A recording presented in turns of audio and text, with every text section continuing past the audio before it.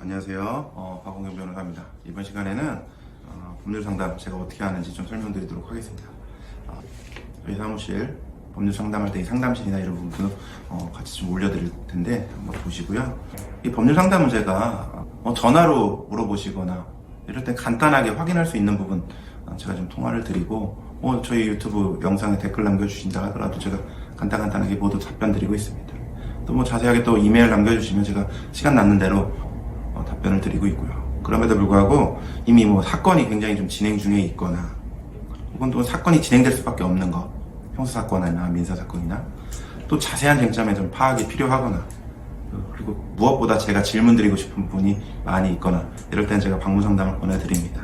물론 유료긴 한데 필요한 내용들은 제가 다 물어보고 파악을 해야지 어떤 진단을 하거나 대응 방법을 설명드릴 수 있기 때문에 보내드리는 경우가 있습니다.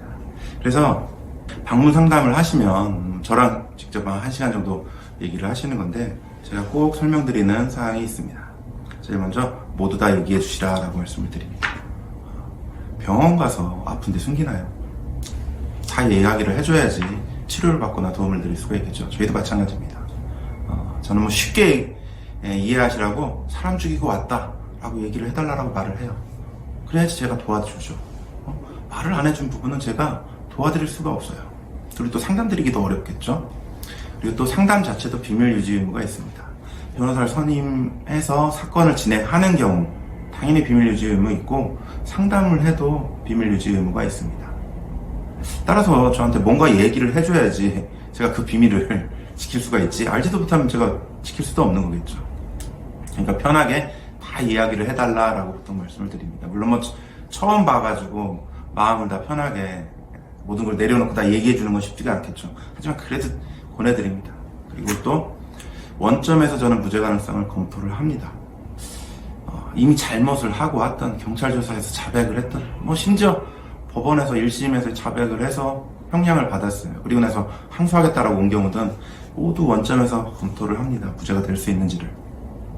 이게 무슨 의미냐면 저 자백하고 범행 한 거 맞는데 아니죠.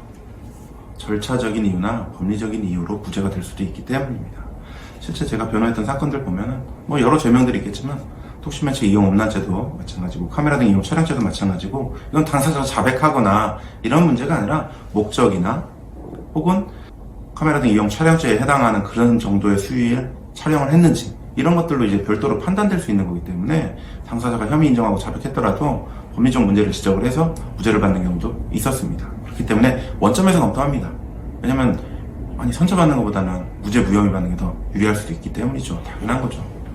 그리고 또 레드팀 전략이라고 제가 이름을 한번 붙여봤는데 저는 상담할 때 의뢰인한테 양해를 구합니다. 물론 그리고 불편하고 불리한 질문 많이 합니다. 물론 사건과 관련해서 그래요. 사건과 관련 없는데 제가 질문할 이유는 없겠죠. 이렇게 하면은 왜 안 믿어주냐라고 화를 내시는 부분도 있어요. 불편하겠죠. 하지만 제가 믿어주면 무죄인가요? 변호사인 저도 수긍을 못하는데 어떻게 경찰, 검사, 판사를 설득시킬 수 있을까요? 결국 형사사건이든 민사도 마찬가지입니다. 설득시켜야 할 대상은 수사기관, 판사라고 봐야 됩니다.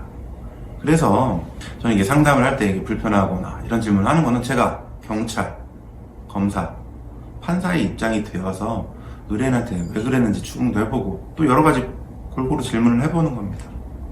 그리고 또 의문점을 제기해보기도 하죠. 결국 이 사건에 있어서 우리가 극복해야 될 부분은 나한테 불리한 부분을 극복을 해야지 유리한 부분은 이미 확보한 거잖아요. 그래서 이게 불리한 부분을 내가 극복을 해낼 수 있느냐 이게 수사나 재판에서 이길지 질지 승패소를 가르는 가장 중요한 기준이 되는 것입니다. 이렇게 상담해서 변론 방향도 정해지고 제가 수행해야 될 업무에 맞춰서 저는 얘기 다 듣고 이거 이렇게 변호하면 되겠구나 이럴 가능성이 있겠구나 이렇게 판단이 되면 저희 소정의 수임료를 책정을 해서 좀 말씀을 드립니다. 이게 수임하시겠는가 아니면 수임 필요 없으면 상담만 받고 제가 수임료 책정도 안 하는 경우도 많이 있어요. 보통 이렇게 방문 상담도 하기 전에 그럼에도 불구하고 이제 수임료를 물어보시는 경우들이 많이 있어요. 당연히 궁금하겠죠. 어떤 비용이 들지. 근데 상담 비용 정도만 제가 보통 설명을 드리고 선임 비용을 이렇게 말씀드리기는 건 굉장히 어려운 부분이에요. 왜냐하면 변호 업무는 사건에 따라 변호할 내용이나 업무량, 시간 모두 달라집니다. 본인이 생각보다 복잡해서 걱정했는데 생각보다 간단한 사건도 있어요. 또 반대인 경우도 있죠. 이거 뭐 간단한데 뭐가 힘드냐? 근데 무죄나 무혐의를 주장해서 받아내기는 데까지 굉장히 복잡하고 시간이 걸리고 절차도 복잡한 이런 사건도 또 반대로 있거든요. 그래서 또한 제가 보면 경찰 단계만 변호해도 되는 사건도 있고, 이 사건은 재판까지 무조건 갈 수밖에 없어. 그래서 재판까지, 그것도 1심까지만 약정을 해야 되는 이런 사건도 있겠죠. 그래서 갈지 안 갈지도 모르는 단계까지 선임할 수도 없는 거겠죠. 그래서 끝까지 변호해 주느냐? 이건 좀 말이 안 돼요. 하지도 않을 사건을 왜 그 큰 비용을 미리 선임료에 포함할 필요는 없겠죠. 제가 뭐 요약해서 말씀드리는 거는 변호할 업무에 맞춰서 선임료가 책정이 돼야지, 선임료를 정하고 제가 변호 업무를 맞출 수는 또 없는 노릇이다 보니까 사건을 제가 최대한 파악을 할 수 있게 이 방문 상담을 제가 보내드리는 겁니다.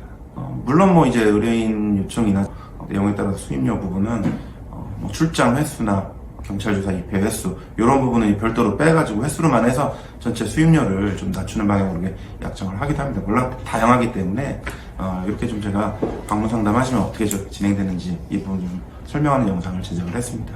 영상과 관련해서 궁금하신 부분이 있으면 언제든 연락 주시고 답글 달아주셔도 저희가 확인하고 반영하도록 하겠습니다. 감사합니다.